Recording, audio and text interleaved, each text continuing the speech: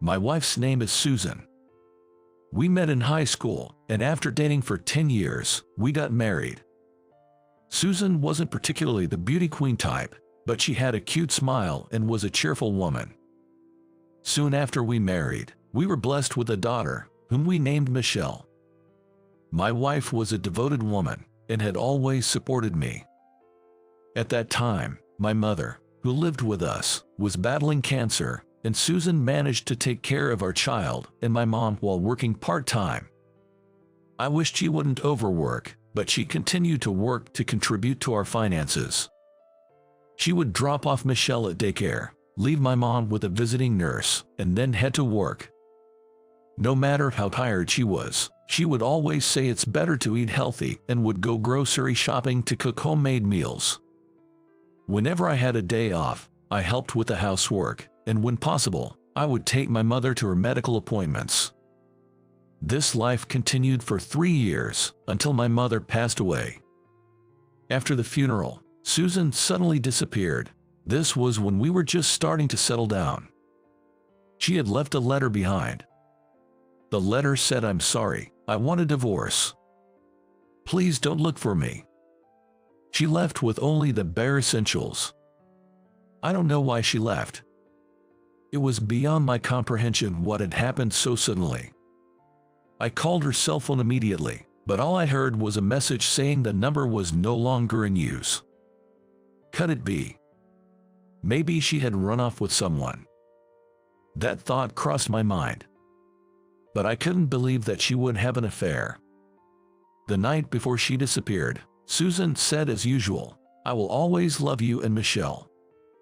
I was in total shock that she had suddenly vanished. If there was something so serious that she wanted a divorce, I would have wanted to talk it over. I couldn't believe that everything was going to end with just a letter. I was filled with a sense of frustration. I wondered if she was dissatisfied with something about me. I admit I took her devotion for granted. Because she was always there with a smile, I never realized she might be struggling or, perhaps, had a change of heart. The regret was overwhelming. I think I cried until I had no tears left. Since then, we've been waiting for Susan to come back. But she never returned. I tried calling all her friends, but no one knew where she was. She had a sister who lived abroad, but Susan said they hadn't seen each other in a long time. I didn't have her contact either. Her parents had passed away when she was young, and there were no relatives to turn to. There was to be no one to rely on. Where on earth did she go? Why did she leave? I found myself increasingly unable to understand what Susan was thinking. Still, because I wanted to believe in her, I never proceeded with the divorce. Since then, I've been raising Michelle on my own. She never became rebellious, and not to brag, but she turned out to be a great kid. Michelle is good at cooking, and she makes delicious scrambled eggs for breakfast. It tasted a little plain but somehow comforting, similar to the scrambled eggs my wife would make. As Michelle grew, she began to resemble Susan more and more. Her smile while covering her mouth with narrowed eyes, her wide-open mouth when she was surprised, and her casual gestures were all just like Susan in her school days. Seeing my daughter reminds me of her and made me feel like my heart was going to burst. Whenever I show a sad face, Michelle comes up to me with a big smile and says, "Cheer up, Dad. Come on, smile, smile."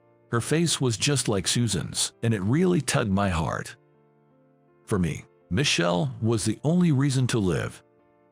Without her, I probably couldn't have recovered from the shock.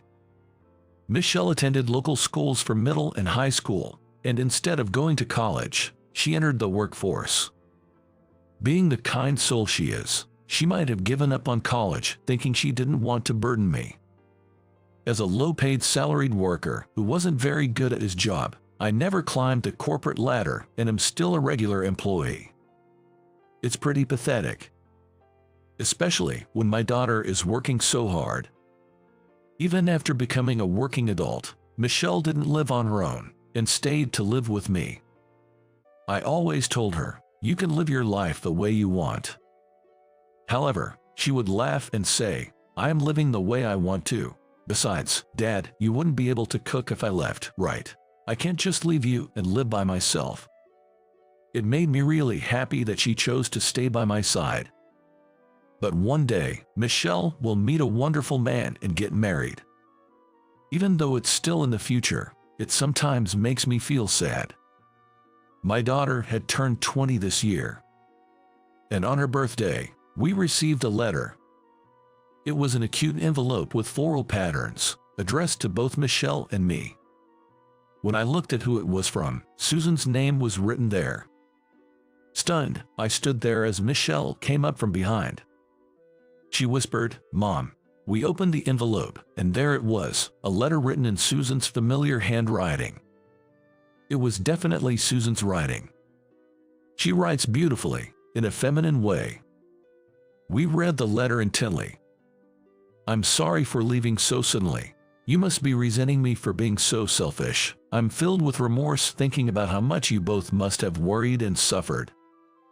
As we read, tears streamed down both mine and Michelle's cheeks. At the end of the letter, it said, There's something I want to give to you both. It's with Claire, so please go see her. Claire is Susan's twin sister. She had been living abroad for years, and Susan said she hadn't been in contact, but Claire's contact information was in the letter. When I called, Claire answered with a voice that sounded relieved yet a bit sad. I'm glad you contacted me. I asked Claire. Susan wrote in her letter that she has something to give us. Where is she now? Claire simply said, Let's meet in person and talk. After getting her address, Michelle and I went to Claire's apartment a few days later. It seemed she had returned from abroad a few years ago. After exchanging greetings, we were led into the living room. Claire said, Thank you for coming all the way here today. Looking at Michelle, she continued, You've grown so much. You look just like my sister. Her words almost tore my heart apart.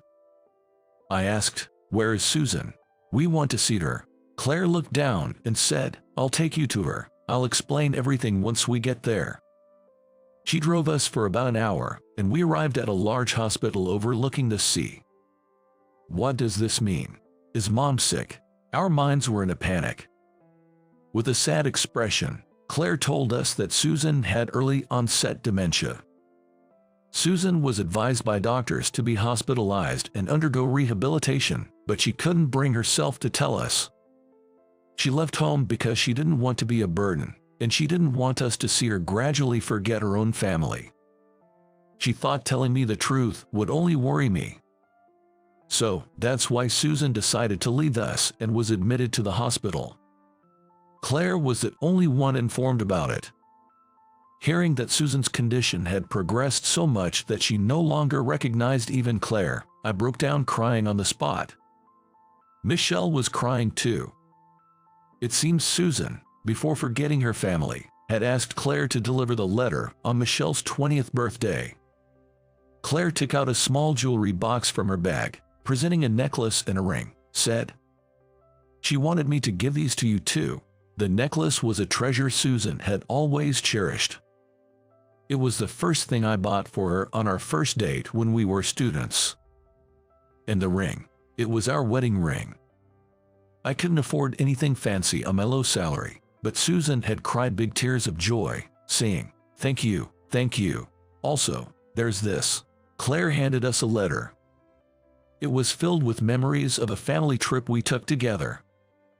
The time we went to an amusement park where Michelle got too excited and hurt herself, and the time I fell over in another amusement park and became a laughing stock. Susan wrote these memories down while she still remembered. She asked me to deliver this letter, the necklace and ring, when Michelle turned 20. Claire explained. Susan had entrusted her feelings and wishes to her sister, Claire. Claire, with tears in her eyes, said, I really wanted to contact you sooner, but I couldn't break the promise I made with my sister. No, Claire, I'm grateful to you. Thank you for keeping Susan's feelings safe. I thanked Claire. Thank you, Aunt Claire. Michelle also expressed her gratitude. And so, after a decade and so, we were finally able to meet Susan again. When Claire opened the door to the hospital room, there was Susan, now aged with streaks of gray in her hair. "Oh, hello. You must be from the room next door, right?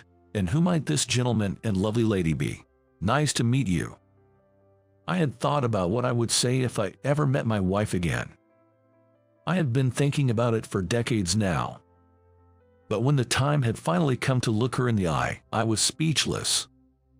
Moreover, I had never imagined a situation like this.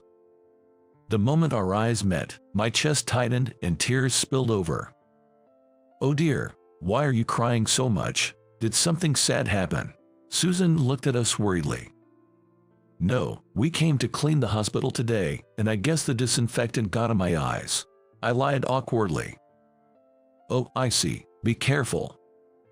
As we stepped out of the room, Michelle, her eyes red, patted my back, saying, "Smile, Dad, smile." Susan had always been my greatest support, more than anyone else.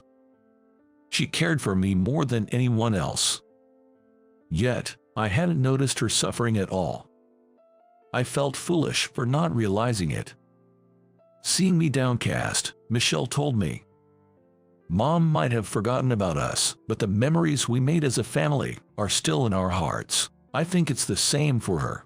She might forget in her mind, but her heart remembers. Let's support Mom as much as we can from now on." Yeah, you're right. Proud of the wonderful daughter I had, I was moved to tears again. We can bring back the memories Susan has forgotten. Nor can we reclaim the time we weren't together.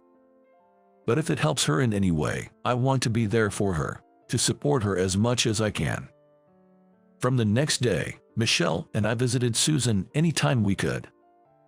We talked to her about daily things and about everything and anything. Susan seemed to perk up, saying, "Chatting really activates the brain, doesn't it?" On the shelf in her hospital room, there were old family photos of us.